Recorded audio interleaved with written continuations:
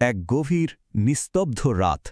আজ আপনাদের শোনাব ইতিহাসের পাতা থেকে উঠে আসা এমন এক গল্প যা শুধু অতীত নয়, বরং বর্তমান আর ভবিষ্যতের জন্য এক শক্তিশালী আয়না। চলুন সেই সময়ে ফিরে যাই। মদিনা শহর, মাঝরাত, চারদিক নিস্তব্ধ, গভীর ঘুমে আচ্ছন্ন। শুধু কনকনে মরুভূমির বাতাস বইছে। কিন্তু এই নিস্তব্ধতা ভেঙে একজন মানুষ হেঁটে চলেছেন। তার কাঁধে শুধু একটা বস্তা নয়, বরং একটা বিশাল জনগোষ্ঠীর ভার। এই নিঃসঙ্গ পথিক আর কেউ নন, তিনি আমিরুল মুকমিনিন খলিফা ওমর। ভাবুন একবার, খলিফা নিজে কাঁধে আটার বস্তা নিয়ে বেরিয়ে পড়েছেন তার প্রজাদের অবস্থা দেখতে। হঠাৎ সেই নিস্তব্ধতা ছিঁড়ে একটা কান্নার শব্দ ভেসে এলো। খলিফা থমকে দাঁড়ালেন, বুকটা কেমন যেন কেঁপে উঠল। কাছে গিয়ে তিনি যা দেখলেন তা সত্যি হৃদয় ভেঙে দেওয়ার মতো। এক মা উনুনে হাড়ি চড়িয়ে বসে আছেন, আর তার পাশে দুটো ছোট বাচ্চা ক্ষুধার যন্ত্রণায় কাঁদছে। খলিফা যখন কান্নার কারণ জানতে চাইলেন, তখন সেই মায়ের মুখ থেকে যা শুনলেন তা ছিল এক মর্মান্তিক সত্যি। তিনি বললেন, হাড়িতে কোনো খাবার নেই।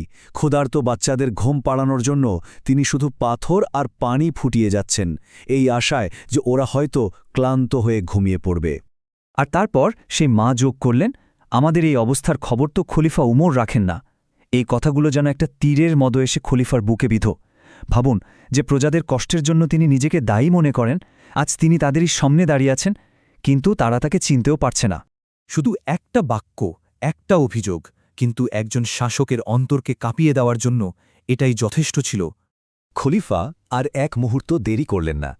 তিনি দ্রুত রাষ্ট্রীয় কোষাগার বাইতুল মাল থেকে আটা আর ঘি নিয়ে আসলেন। কাউকে হুকুম দিলেন না, বরং নিজের হাতে উনুনে ফু দিলেন, রান্না করলেন, আর ততক্ষণ পর্যন্ত অপেক্ষা করলেন যতক্ষণ না বাচ্চা দুটোর মুখে তৃপ্তির হাসি ফুটে ওঠে। যাওয়ার সময় তিনি শুধু এইটুকু বললেন, কাল খালিফার কাছে এসো, আমাকে সেখানেই পাবে। এই একটা লাইনের মধ্যেই কিন্তু লুকিয়ে ছিল তার পরিচয়, তার দায়িত্ববোধ আর তার গভীর অনুশোচনা। এই ঘটনাটা ছিল তখনকার সেই মরুভূমির রাত, আগুনের শিখা, শিশুদের কান্না, সব যেন হঠাৎ করে থেমে গেল। আর এবার চলুন ফিরে আসি আজকের বাস্তবতায়। এই যে গল্পটা আমরা শুনলাম, এটা কি শুধুই একটা ঐতিহাসিক ঘটনা, নাকি আমাদের জন্য এক কঠোর আয়না? একসময় নেতারা ধুলোমাখা মাটিতে প্রজাদের পাশে বসতেন, তাদের আগুনের আঁচ নিতেন, তাদের চোখের জল ভাগ করে নিতেন। আর এখনকার নেতৃত্ব কোথায়?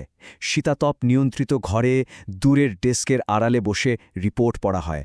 মানুষের চোখের ভাষা বোঝার চেষ্টা আর কজনই বা করে? আসলে এই গল্পটা তো শুধু ইতিহাস না, এটা হলো ক্ষমতার মূলনীতি নিয়ে এক গভীর, এক চিরন্তন শিক্ষা। এই গল্প আমাদের শেখায় যে ক্ষমতা কোনো রাজকীয় বিলাসিতা নয়, এটা একটা পবিত্র আমানত, একটা গুরুভার দায়িত্ব, যার প্রতিটি অংশের জন্য জবাবদিহি করতে হবে। একবার ভাবুন তো, দায়িত্ববোধের গভীরতা ঠিক কতটা।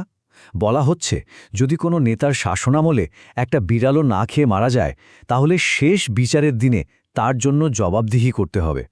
এই একটা ঘটনাই কিন্তু ন্যায়পরায়ণ নেতৃত্বের মূল ভিত্তিগুলো আমাদের সামনে তুলে ধরে।